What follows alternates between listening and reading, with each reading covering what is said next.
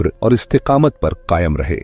आखिरकार उन्होंने दुआ में हाथ उठाए और अर्ज किया, ऐ मेरे परवरदिगार, कैद खाने का अंधेरा और उसकी तकलीफें मुझे बर्दाश्त हैं, मगर इस औरतों के फितने से बचना उससे भी ज्यादा जरूरी है। अगर तूने उनकी मक्कारी और शर्मनाक हरकतों को मुझसे दूर न किया तो मैं गुनाह के गड्ढे में गिर सकता हूं और जाहिलों में नाम लिखा जा सकता है। अल्लाह ताला ने यूसुफ अलैहिस्सलाम की दुआ कबूल की और उन्हें इस बहुत बड़े फितने से निजात बख्शी। जब अजीज मिस्र की बीवी यूसुफ से पूरी तरह मायूस हो गई तो उसने शहर की औरतों से शिकायत करना शुरू कर दी। वो कहने लगी, यूसुफ ने मुझे मिस्र की औरतों में बदनाम कर दिया है, मेरी इज्जत को मिट्टी में मिला दिया है।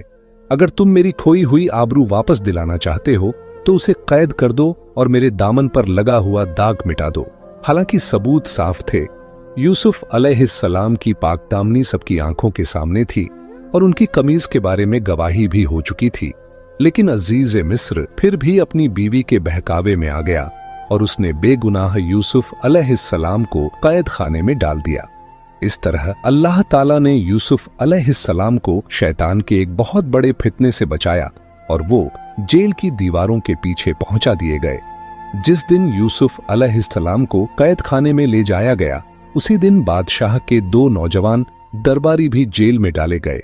उनमें से एक बादशाह का प्याला भरने वाला था और दूसरा उसका नानबाई। उन दोनों पर इल्जाम था कि वो बादशाह को झड़ देना चाहते थे। दूसरे ही दिन उनमें से एक यूसुफ अलैहिस्सलाम के पास आया और अर्ज किया, मैंने ख्वाब देखा है कि मैं अंगूर का रस निचोड़ रहा हूँ। फिर उसके साथी ने कहा, मैंने भी ख्वाब देखा है कि मैंने कुछ रोटियां अपने सर पर उठाई हुई हैं और परिंदे उन्हें नोच नोच कर खा रहे हैं। उन्होंने हजरत यूसुफ अलैहिस्सलाम से दोनों ख्वाबों की ताबीर पूछी और कहा, आप हमें नेक आदमी मालूम होते हैं और आपके चेहरे पर सच्चाई और नूर साफ झलकता है। यूसुफ अलैहिस्सलाम ने ये देखा कि दोनों आदमी उनकी बात सुनने के लिए दिलचस्पी और तवज्जो रखते हैं। उन्होंने मौका गंवाया नहीं और जेल की तंग दीवारों के बीच दावत ए हक शुरू कर दी। उन्होंने फरमाया, मैं तुम्हारे ख्वाबों की ताबीर तुम्हारे खाना खाने से पहले बता दूंगा। ये इल्म उन इल्मों में से है जो अल्लाह ने मुझे अता किया है। उसने मुझे ख्वाबों की ताबीर करना सिखा दिया है।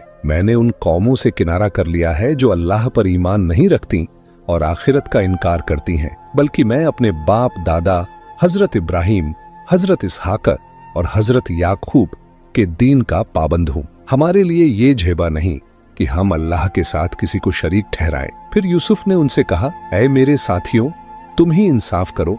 क्या मुख्तलिफ बनावटी खुदाओं की परस्तिश बेहतर है या उसे एक अल्लाह की इबादत करना जो सब पर गालिब है